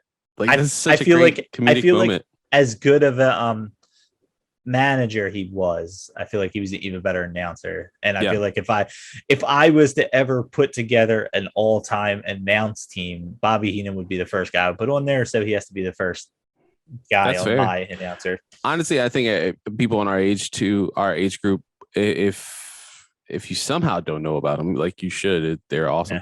But I think you remember when Punk got injured in WWE? Or even just seeing him now in AEW, like when he does commentary, I bet you if you ask him like, "Yo, who's your like goal for this Bobby Heenan?" Because being a student, I feel like if you're a student in the game, Bobby Heenan's a great choice. And that's funny. Yeah, I did go newer. I'm just going like off the top of my head, like what's the first thing that popped in? My instinct said this. That's interesting. I will say this: I have put plenty of thought to different Hall of Fames for each sport in my mind. Because I'm always like, if I was to start one today, like who would I put? So I'm not saying I've thought about this with wrestling, but like in my mind, I'm always like, if I had to put one person starting today, I can't put 6 managers in, I can't put 6 wrestlers in. Who would I put in right now to start it with? And who would I be happy with? So I think my mind goes a lot old, but my singles wrestler will not be that old because I'm just going to go with my favorite. So, but before we get there, I will move on to manager. Wow. Okay. Manager. Paul Heyman. Heyman. And I feel like Tara's dead asleep on the couch right now because I'm filming in our bedroom. I'm still up here. Making headway on studio space too, by the way. But yeah, no, she hates his voice. with a passion. And I think it's that love for ECW, man. Like, I think he has such a brain for the business, and he's such a awesome player in any way, shape, or form, whether it be commentating. I think he was awesome in commentating. I think he's very quick with it. But again, student of the game of Bobby Heenan, right? You learn from that. Managerial wise, same thing. Who do you learn from? Bobby Heenan. The dude just is whip smart. I mean, has managed, what was it? He managed Austin. He's managed, Pillman, I believe, in WCW as well. He's managed Lesnar. I mean, Roman Reigns, and like the best run in Roman Reigns' career, like he's that missing piece. Like, wow, Roman, you're finally where we're at. And you're also paired with a mouthpiece, which you desperately needed the whole time before. And your mouthpiece in the Shield, Seth, or Dean if he wants to go crazy. But like now you have you're finally the total package because you also have this missing piece, and the missing piece is Paul Heyman, and everything. Like when he was like the whole Paul Heyman guy thing, like that's a thing because of him. Like it's smart. The dude's just whip smart, and I think he works like heel. I love the cockiness. I love coming down with he still has the hair, even though he should probably shave. It looks like just the penguin, like cocky asshole penguin version. Just he doesn't kill people. I mean, hopefully he hasn't killed anyone, but he doesn't come down with an umbrella and shit like that. He's great. I keep talking about him. Just keep thinking like, damn, he really is like to me the first person that came to mind. Yeah. Heenan. Now, my first person that comes to mind is Paul Bearer. Yeah. And I find it funny because I'm like thinking, I know DiBiase's a wrestler, but like you can kind of view him as a manager, and then Bobby Heenan is a manager. So like I was just funny, like I'm like, and not that I couldn't pick them again, but when I think of manager, and it's weird because he's not known for managing a lot of people, but I also feel like Paul Bearer is just as responsible, if not more responsible, for Undertaker being Undertaker today, because he was more for that gimmick was a lot of his interaction with Undertaker than it was anything Undertaker ever did. If Undertaker came down without a guy with the urn and this whole oh yes and everything, I'm not even gonna I wasn't gonna do that. Oh my god, he was in the Air Force. But like I wasn't even gonna attempt that, so I'm thankful you did. But like looking at who he's been associated outside of Undertaker and Kane, like and Mankind as well. If you're doing just straight WWE, I'm just looking at his Wikipedia, man. Like, dude, it's insane. Like it says right here, he was the WCCW's answer to Bobby Heenan, doing the Heenan like promos when he was Percy Pringle. He notably managed Rick Rude, Stunning Steve Austin, Mark Calloway before he was Undertaker. And that's whatever he was called at the time. This Pringle character, and then he also Lex Luger, Eric Embry, the Ultimate Warrior. Dude, like that's insane. That's absolutely insane to think of. I guess you saying Mankind, Kane, and Undertaker. Think about that. That was around a time when wrestling becoming more real, and three of the most outlandish characters that we've seen growing up, when they're trying to tell us that these characters are fake and this is real, he was the center of. And we all loved Mankind. We all loved Kane. We all loved The Undertaker, to the point that when Undertaker tried to change the character, fans just wanted the old school Undertaker. And Undertaker did not want to come back to it. And I think his work has a lot to do with it, and I get that. But his gimmick got over because of Paul Bearer. Yeah. And as I said, it works. You think it'd be crazy outlandish, but you know what's outlandish is like the shit that happens to Paul Bearer, not him. Like he fits in this weird world, even in 2005 and 2004 and shit. Like when SmackDown was on, and like he's back, and Undertaker kills him. Fucking, how about CM Punk? Like when he dies, like he still even has an impact after his death. Like that's how important he is. Even after he dies, he's still like. And I'm pretty sure if you asked him before he died, like, yo, real quick, if you die, can we use you like in an angle? He's like, yeah, man, absolutely. You better. Like, you better, man. You better use me in fake ashes and do stuff. Yeah. So, which order do I want? Let's go tag team. Road Warriors. Okay. Yeah. I almost said Dudley's because they're usually my go-to answer for like favorite tag team. Right. Of all time that is not active. Because active now, I kind of usually go to New Day. I know how cheesy that is, but Yes. I just the Road Warriors are just crazy badass, and it's funny to watch Dark Side of the Ring finally caught up like all 3 seasons, and see the impact that Hawk and Animal had. You know, like it's not just like seeing them, like knowing, like it was easy to find their WCW stuff. It was easy to see them in WWE, F and stuff like that. Of course, the WWF friend, not great. I mean, that's when they're dealing with a lot of, it was a Hawk, right? Hawk's the one who had the alcohol problem. Yeah. Animals, as far as we know, fine. Yeah, it's difficult to see a lot of those things, but like I can't think. I mean, they're probably the most decorated tag team, right, in wrestling history. That kind of plays into it as well. I mean, they've won the IWGP tag team champions, the WCW championships, the NWA championships, the probably AWA championships, the WWF championships, the WWE championships. Like they've won the TNA probably. They probably won TNA as well, and NWA and all. It's like they've won every title known to man, other than probably ECW at that time. Right. That's crazy to think about. And it's not even just that, but like you're giving them the belts because they're that good. Yeah. Also, I always wanted those shoulder pads. They look badass, man. This is a lot. I think this might be my toughest one. I don't know that I can land on one. That's what sucks. I don't want to be that.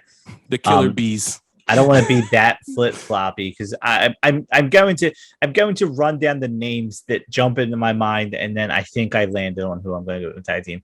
Okay. But I will say Dudley Boys jumped out right away. Before you say anything, it jumped out right away, and then I think I moved off of them. Then the Outsiders jumped in my head because I feel like they were such a big deal. And since Hogan was the front guy for the NWO, they were the tag team. So they jumped in my head. But honestly, I will probably have to go with the Steiner brothers. Great choice. They were legit badasses, right? Yeah, and I mean, decorated. I've always been the one to say that I'm more of I like the amateur wrestling-ish type of wrestling. I mean, I will always say my favorite member of the NWO was Scott Norton. Legit I badass. like guys that just look like they would beat the shit out of you. And the Steiner brothers went from these amateur looking thing, and then Scott just blew the fuck up with steroids and everything, and he just got bigger and bigger. But they were that team where like I knew them from WWF, and then they went to WCW, and then they were this different animal. Not to go no off pun of intended. Yeah. But that isn't that the exciting thing, right? But I mentioned it when Scott's nephew and what's the name, Rick's son debuted, Braun Breaker.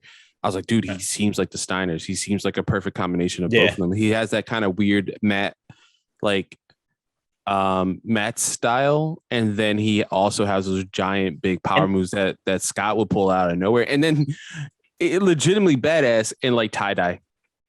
Yeah, like Zubaz looking shit, and you're like, nah, I still don't want to mess with you, bro. You're gonna beat the shit out of me. They were a really decorated team too. That I don't know. I mean, I wanted to look this up because I'm pretty sure. I think they've won the IWGP, NWA, WCW, and WWF. Right? We're looking. You got WCW. They won the IWGP. They won NWA Mid Atlantic.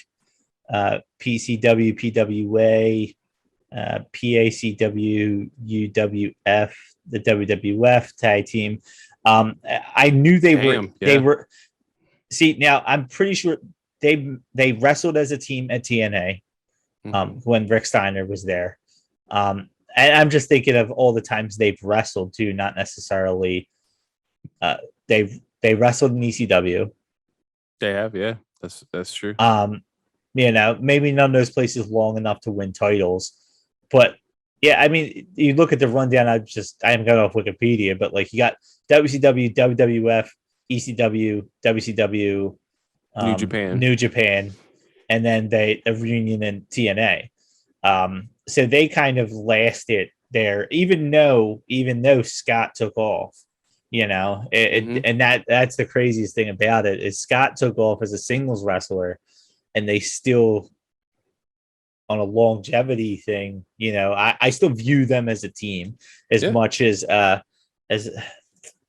what was their tag team? Because I want to say Buff and the Stuff, but I think was that what Rick and that was with Scott and Buff Bagwell, but I think that was Buff Bagwell and Scott Norton because they were called the man, I can't remember, Vicious and Delicious. That was their tag team. But I think Buff Bagwell was a tag team with Scott Steiner at one point too in the Wolf Pack maybe. Yes, actually, I believe you're right. But you know, Scott Steiner kind of made a name for himself. But yeah, those are the ones that I remember a lot growing up. And that's why I said tag team was tough because I'd say Harlem Heat jumped out at me at one point. That was another one that was in the back of my head. I didn't want to go too old school because I had too many recent ones. Like I said, I think if I didn't go Steiners, I would have went Outsiders. As crazy as it sounds, with all the great tag teams. They're not necessarily the most decorated, like winning titles everywhere and stuff like that, but their impact in professional wrestling alone, jumping ship, doing this whole like we're invading all this stuff, like that was such a like bam moment in wrestling. And if you didn't live it in that time, like I think it's kind of hard to convey that, like how important that moment was, but them jumping ship was like the biggest thing in wrestling. And then it was just like the cherry on top was Hogan. Yeah, well, that's heel. For all the negative impact that they get for, you know, they didn't want to put guys over and all this stuff. Creative control. And honestly, a lot of this stuff, you know, wrestling's a lot of politics backstage than anything else. And for all of that stuff, they took a backseat to Hogan for a long time in that NWO. You know, they didn't just take a backseat to him for a little bit and then nope, now Nash is the front man. Like they took for what they were supposed to be coming in to be like, no, we're the tag team. This is the man.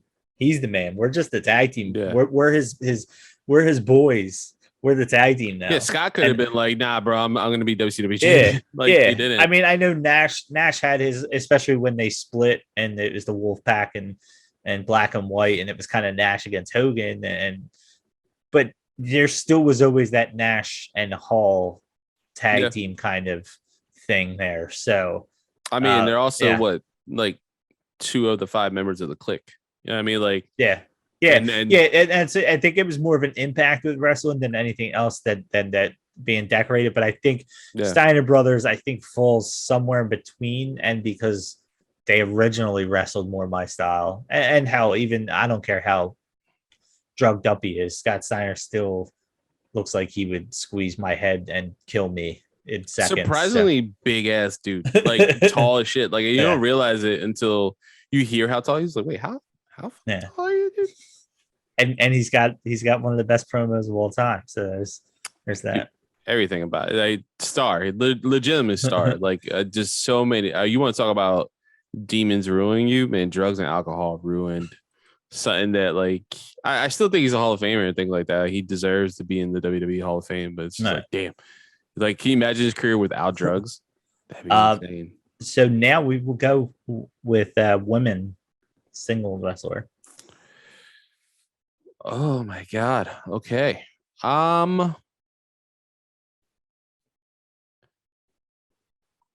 It's so funny because I want to think of like the women's revolution now, or not necessarily now, but something that started in like the late 90s, early 2000s. But I'm going to go with Medusa. Okay. Alundra Blaze. I'm going to go with someone older. And she Well, wait. You got No. or... I'm laughing. I'm laughing because we kind of flip flopped here for the first time. Okay. So I want to go with her because of her impact, right? Like even watching, it's funny, like like watching wrestling in the early '90s, seeing her and knowing the impact she had. Like she held that belt and she did what she could in that company with the lack of respect or time that women were given, especially then. Like right. hey, you could wrestle. You can wrestle Aja Kong and all this stuff, but you get like 2 minutes and we don't give a shit.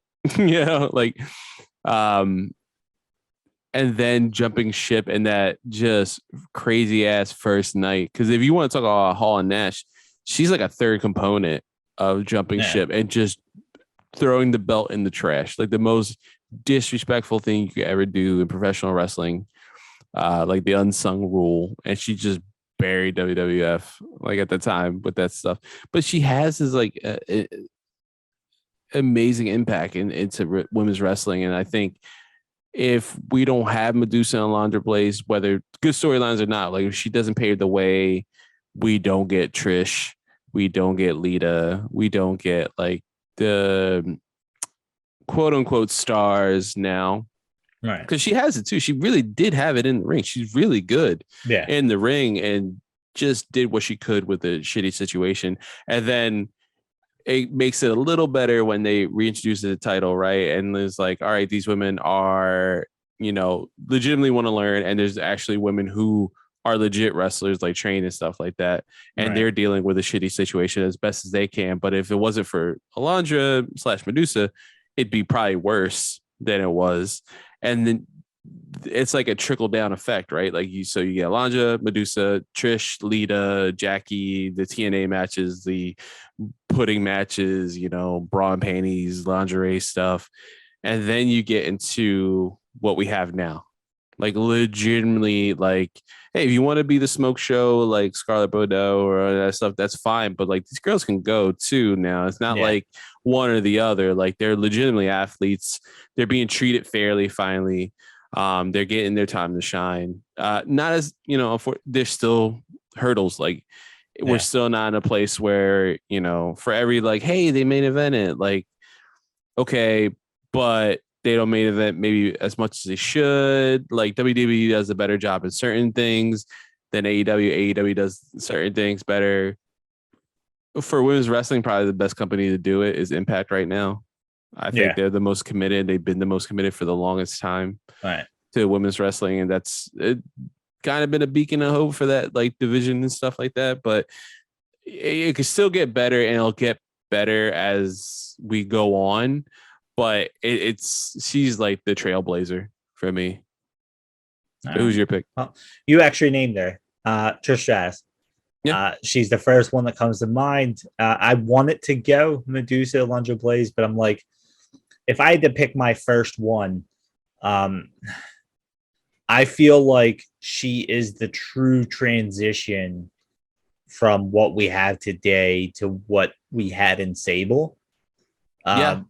To like, she became the first one really that you could say, all right, like she was brought in because of her looks and to show off her body. And then she just like completely wowed you in the ring. She was in some of the raunchiest stuff, just like Sable was, with Mr. McMahon and Triple H, and all these other things. Position. She's the love interest. She's in the middle. Panties. Was it Jericho and Christian? I think the whole thing with her and Lita. That and at stuff least at that time was when they were wrestling and she was established. But still, it's like a. But I'm just like, she worked those storylines, and then also was like a top line wrestler and could go with the females now. So it's like, I feel like she could have wrestled back then. She could, she could fit in with when it was just all sexualized and nothing else. And then today she could fit now. So I feel like she is the epitome of what it was, what we wish it wasn't, and then what it is today. I mean, people still want her. Like people still want her in the Rumble, right? People want her Yeah. to see her Saturday. Like, and it's point of contention. Someone interviewed her, and she just like was like, "Hey, what's your stats for Rumble?" She's like, I don't know what you're talking about. Like, I'm not talking yes or no, you know. Yeah. But I don't think that's a bad choice at all. I think that's a great choice. And I was just laughing because I think that might be the first time that I had someone. I guess the Steiners were maybe a little bit younger than the Legion of Doom. But like, they were kind of that same era. It was the first time where I went a little bit newer than you. So, and dude, newer, we're talking 20 years ago. Like, it's not like 5 years ago. Unfortunately, we're old as shit, and that was like 20 years ago. I think that I think she had the biggest impact on what women's wrestling is today. Yeah, I think she probably inspired a lot of the the model / wrestlers we have today instead of the models who just want to be in wrestling. So like, I think she did a lot, even though there was those who did it before her. I feel like if I was to pick my first number one, she would have to be it. Yeah, that's a good choice. So now, other than Alex Kane and the Mecca, because they clearly would be our first two choices for men's singles. Now this one's tough for me. I'm going to give you two because I feel like with men's singles, it's just so many. I'm going to give you two, and I'm going to break it down with this. I'm going to go with your personal favorite and who you believe should be in that single spot. So separating them the two, because I think singles male wrestler is a little bit tougher because there's just so much you could go with here.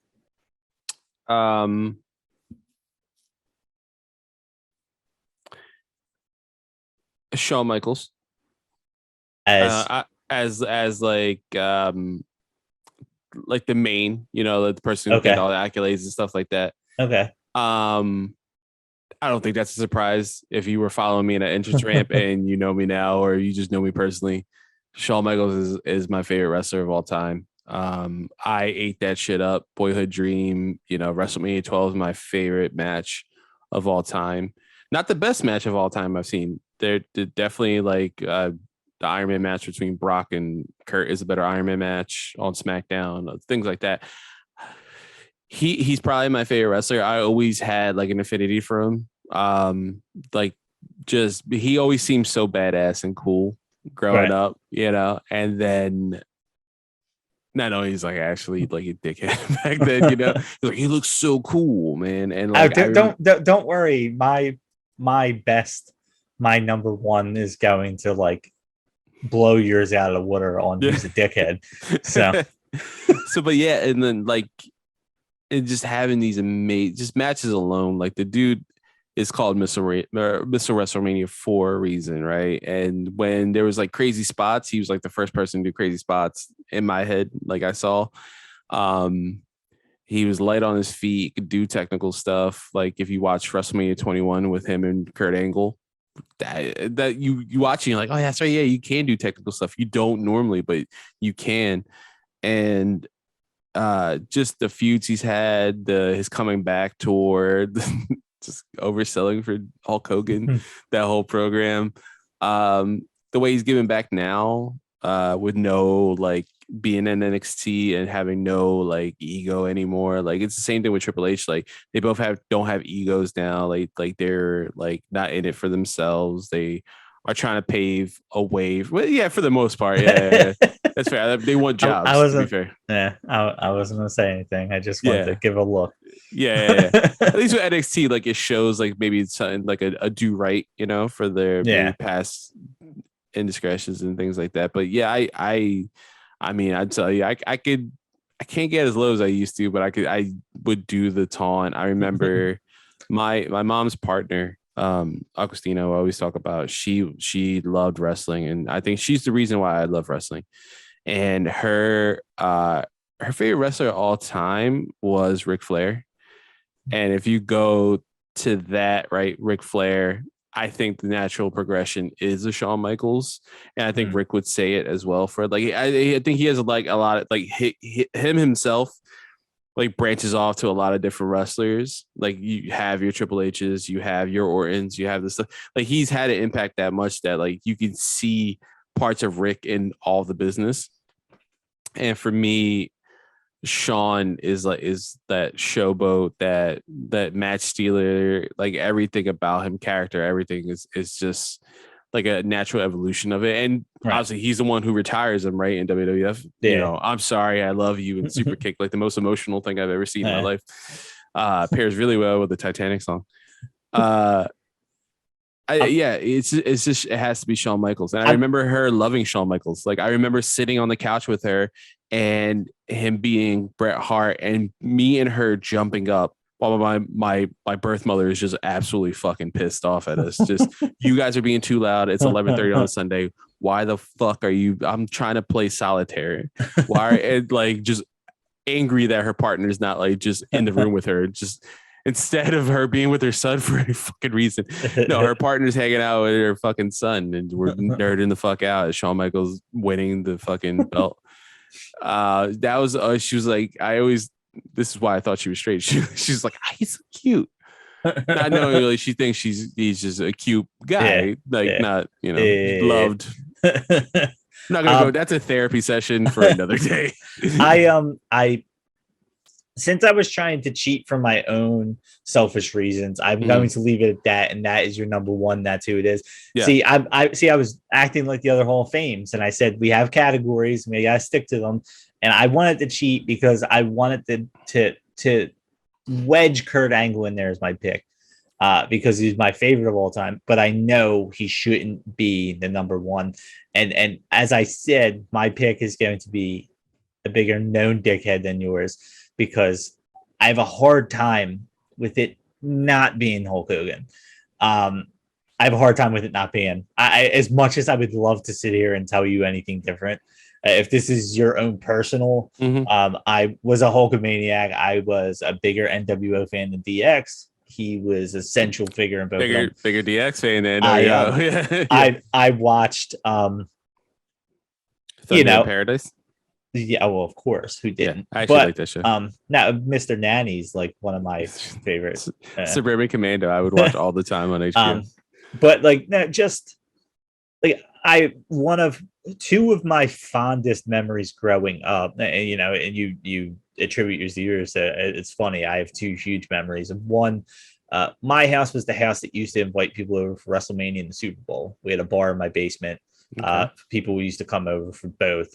And one of my favorite memories was the Ultimate Warrior against Hulk Hogan, title versus title, when Ultimate Warrior wins, and Hulk Hogan had a very big thing of kicking out like seconds after the three. Yeah. So I just remember like screaming at the TV, like, he kicked out. And like, as like being such a Hulk Hogan fan, you're like, they're going to restart the match. They're going to restart the match. You know, they are. You have that whole Bret Hart and Hulk Hogan comes down, like, oh my God, Hulk Hogan, they're going to restart the match. And then they just end with Ultimate Warrior having the titles. And I think doesn't Hulk Hogan, I think, shakes his hand, or whatever. Yeah, I think it was supposed to be like the passing of the torch.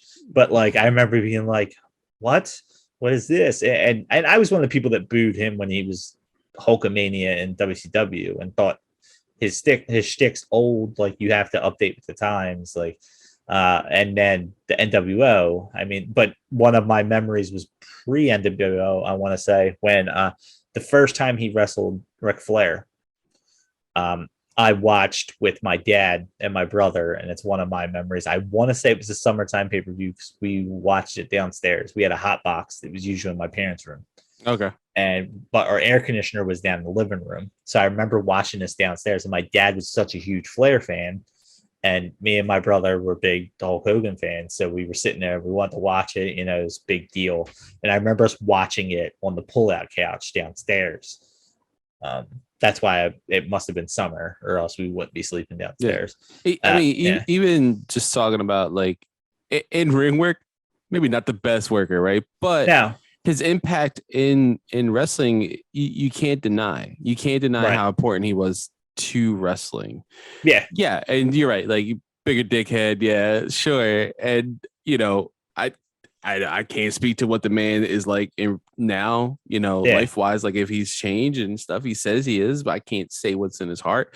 It's easier to see, same thing. Shawn Michaels could be put on a show. Who knows? It's easier to see that he's like giving back, and he's like, he obviously doesn't drink or does all the crazy shit he was doing back in the day, so that helps a little. But yeah, it was hard, right? Those wrestling buddies, who had them? You had Hogan.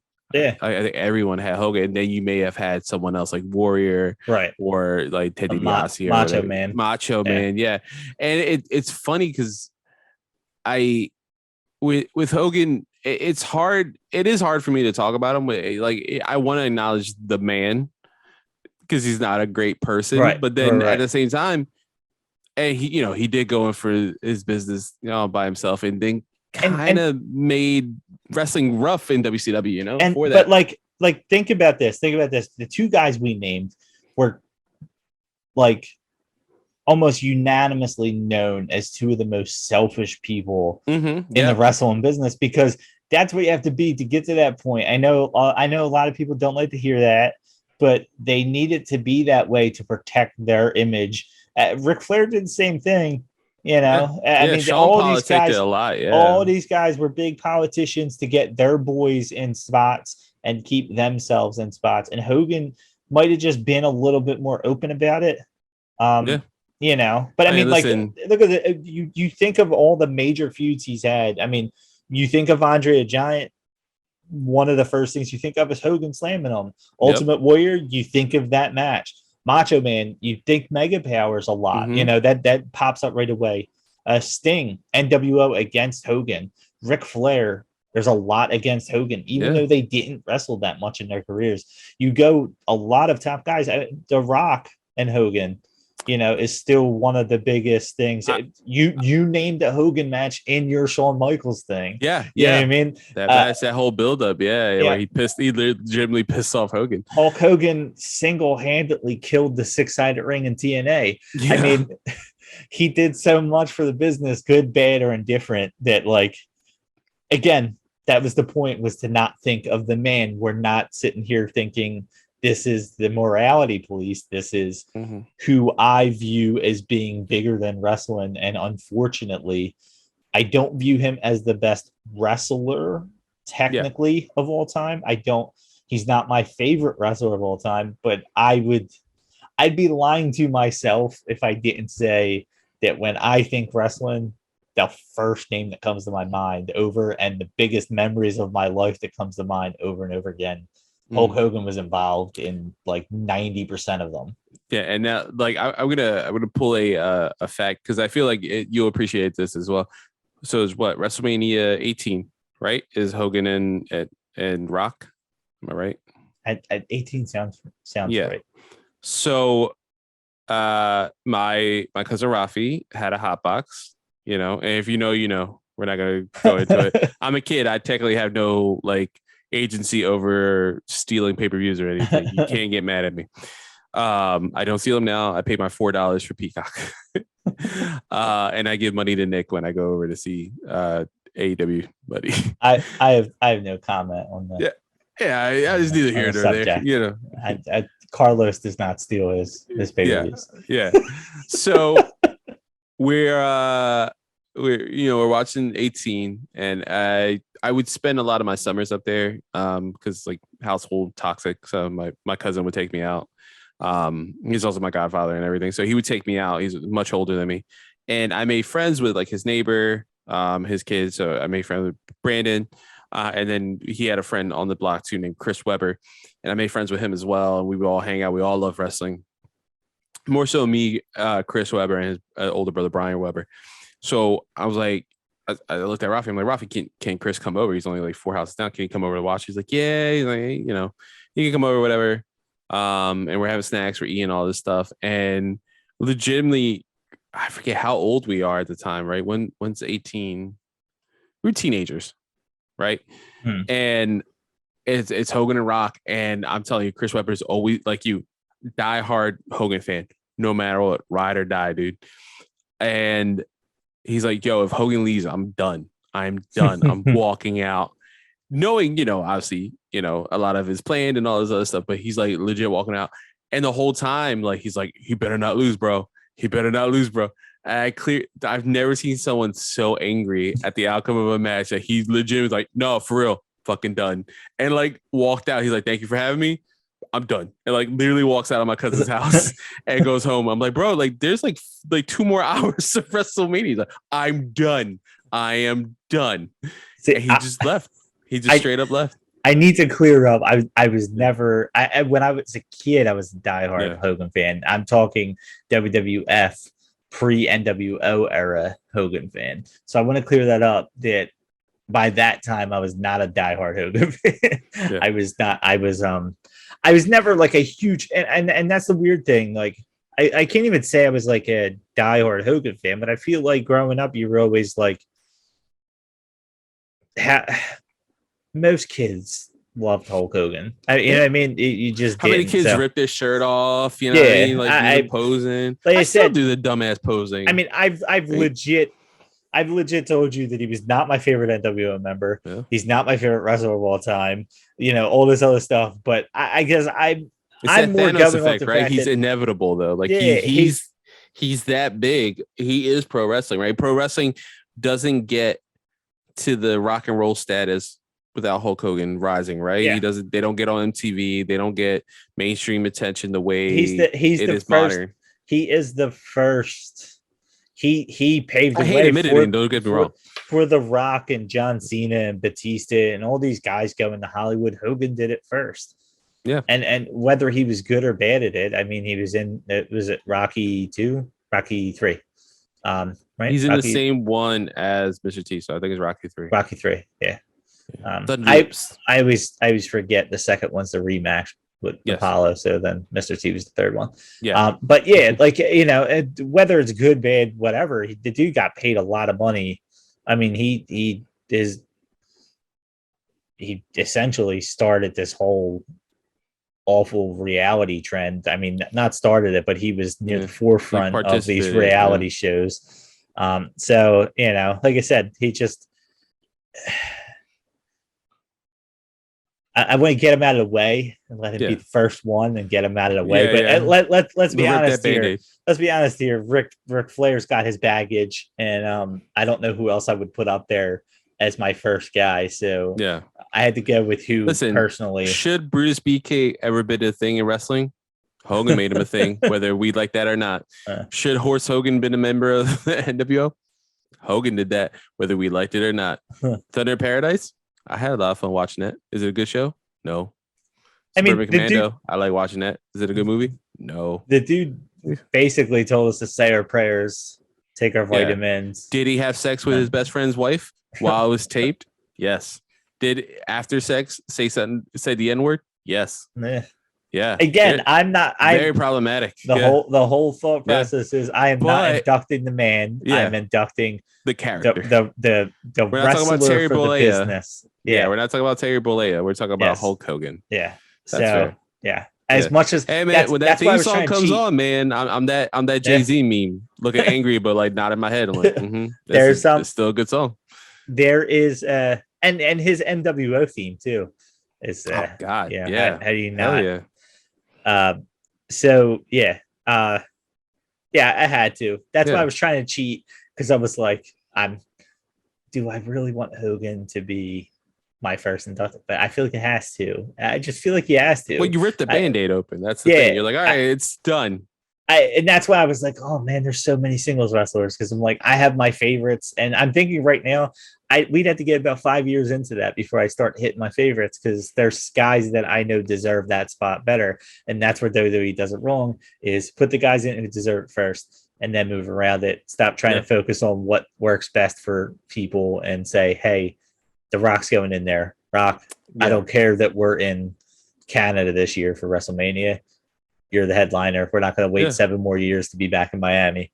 Yeah, it's ridiculous. Like he's done wrestling for the most part, and like even some people who are wrestling right now, like Edge or Beth Phoenix, who are going to be at Royal Rumble, they're Hall of Famers. Like it's fine. Like they could do a match every once in a while and still Right. be considered like a Hall of Famer.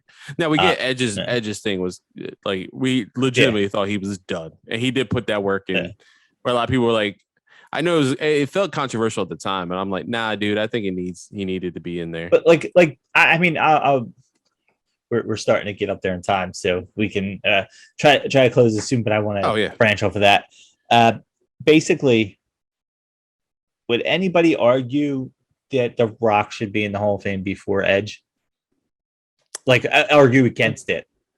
No, I don't think so. I think the biggest Edge fans would say The Rock deserves to be in the Hall of Fame. I'm pretty sure Edge would have said that. Yeah. So, like, that's where I hate WWE's thing, because it's not about who's deserving. It's about, they played off the whole Edge just had to retire.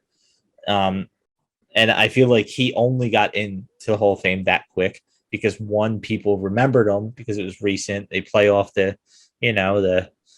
tears of everybody who's upset that he had to retire. And like, ooh, we got a headliner right here. Yeah. People are still going to think of him as that way. And in reality, if you look at his career as a whole and you compare him to other WWE Hall of Fame headliners, again, no knock on Edge, but he is a second tier from their setup of how they do it.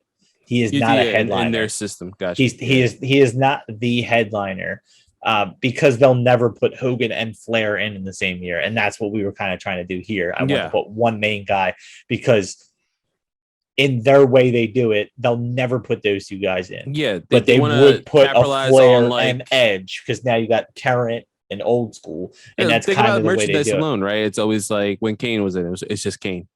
Yeah, and then the other shirts are like, and then here's everyone else. Yeah, like the Hall of Fame shirt.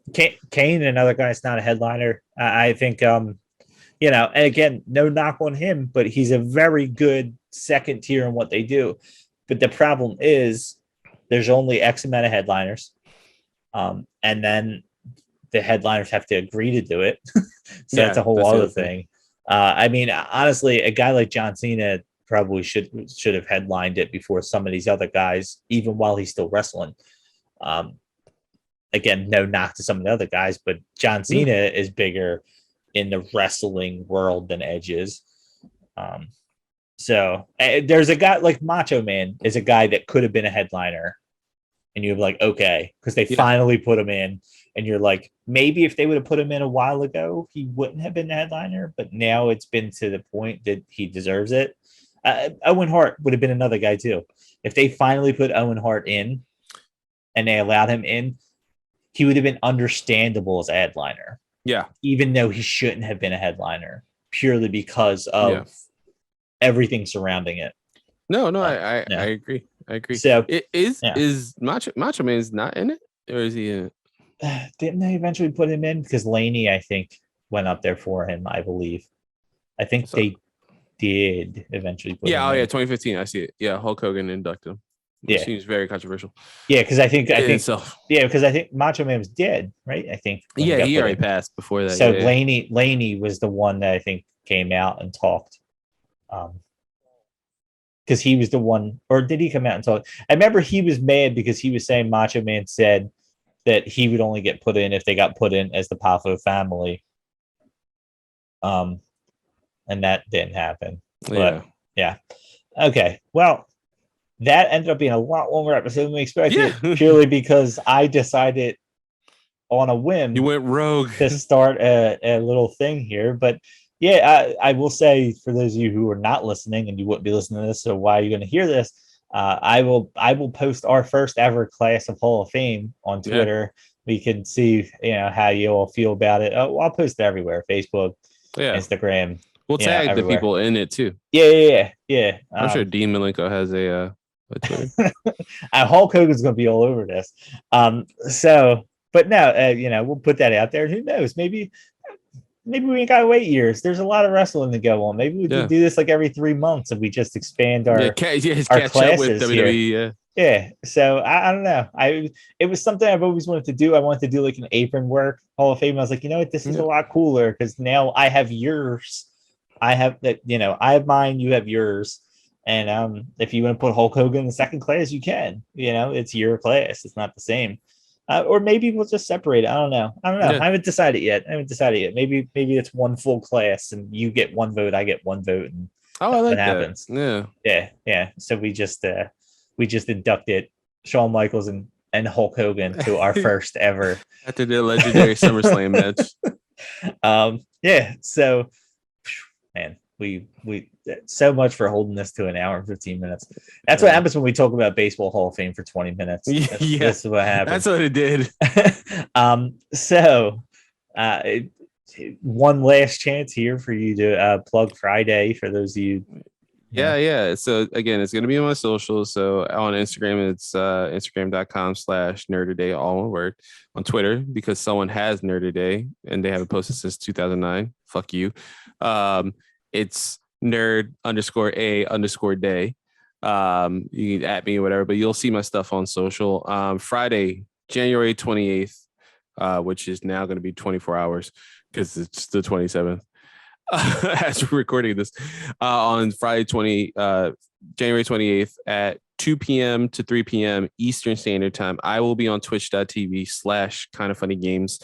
I am going to be doing my Nerdaday show as a community podcast, like Reach Day, and I will be interviewing Greg Miller, the CEO of Kind of Funny and a shooting star of Kind of Funny.